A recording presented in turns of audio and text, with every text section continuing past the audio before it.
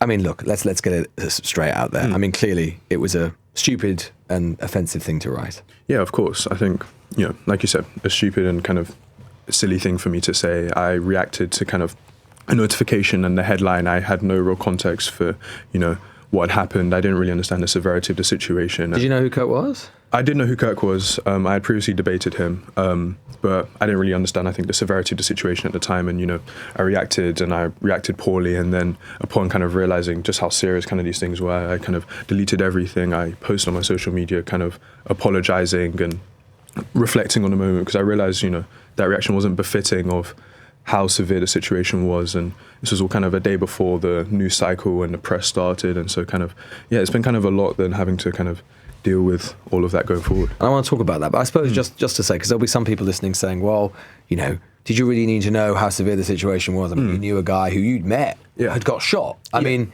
some people would say, how could you react that way? No, of course. And I think it's a valid position. I think... Why did you?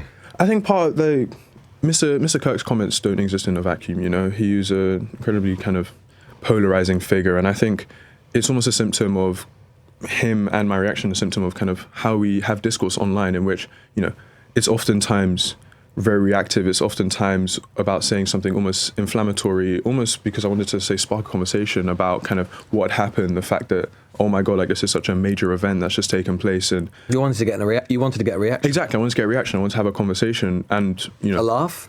Almost exactly, like a laugh and a bit of a reaction. And kind of, I realized afterwards that, that wasn't the right way to go about it, that instead of having a conversation about perhaps Mr. Kirk and his political legacy, I was instead having conversations about, is that the appropriate way to react? And I don't think that was the kind of conversation I wanted to have. You understand, obviously, why so many people found it so egregious, of course. upsetting. Yeah, no, of course. I can understand why, because, I think it's a very kind of shocking thing sometimes to see such a reaction like that. But of course, you sent this message, it was in a private WhatsApp group, it was then leaked, I think. And then you found yourself at the centre of immense press interest, immense media interest, leading politicians talking about you and about, because of the position you had as the Preisdent-elect of the Oxford Union, which is a famous debating society at Oxford University. Lots of politicians have attended there themselves.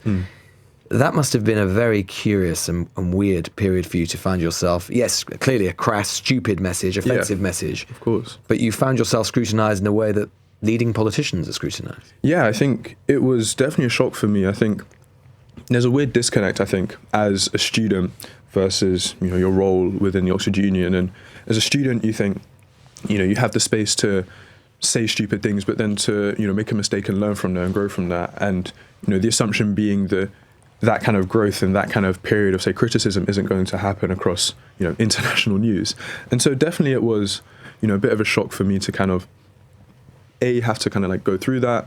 But then I think, in a sense, it's been quite formative as well, because, for as great as the pressure has been, I've been able to take away a lot from that and learn a lot from that kind of engagement, and the fact that, people have still been able to come up and talk to me and have discussion with me, and I've been able to learn a lot from not just the reaction, but also from people engaging with me in discussion and pointing out. Do you think it was fair, the scrutiny, or not? I think there are two sides to the scrutiny. I think, there is fair criticism about kind of what I said and whether or not that reaction was fair or befitting of the situation.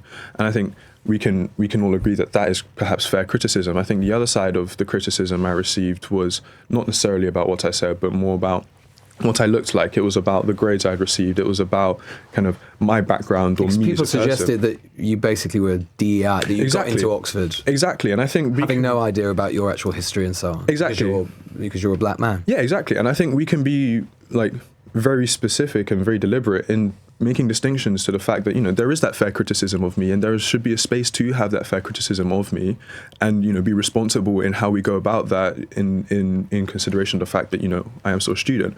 But then I think we can also be fair in calling out what has also been a lot of kind of just racist and classist vitriol based on the fact that I'm a black person, the fact that, I'm a student at Oxford. And I think, we can be deliberate in splitting apart the two things. Did you receive threats of violence against you? Yeah. Threats? Yeah, I received threats of violence. My family did, my friends did. And, it was a very difficult time, I think, not just for me, but also realizing that, you know, my mistake has not only impacted my life, but could impact other people's lives and impact even just broader communities, you know, around me. And that was kind of a scary time, not just for me, but also in understanding, I guess, the responsibility that I bore as kind of a student leader in some capacity. What would you like to say, just finally, George, what would you like to say to, you know, those people who knew Kirk and maybe saw your comments, but also what would you like to say to some of the people who said these things about you? Because both things can be wrong. Yeah. And we should have that nuance to be able to say that you've apologised. There's something about forgiveness and grace, which is important. Exactly. What would you like to say to those two groups? I think the first thing I'd like to say is, you know, like I said, I'm learning and I'm growing, and I think I've been quite open and honest about the fact that I made a mistake, and yeah, I'm willing to learn and grow from that. And I would ask that, you know, people give me the space to have that growth, to be able to learn from that situation, because, you know, I'm not perfect. And you are 20 years old. Exactly. I'm still just a young adult, and university is kind of that space to be able to make a mistake and learn from that mistake, and I want to be able to do that. And I think, you know, in another sense, I would hope that all of us are kind of able to take away from this a lesson perhaps in how we talk about politics online, in that, you know, perhaps we should move away from this kind of incitement of reaction and this kind of inflammatory nature of political discourse, and perhaps look towards kind of more empathy within our politics, perhaps look towards more kind of collaborative discourse when we talk about politics.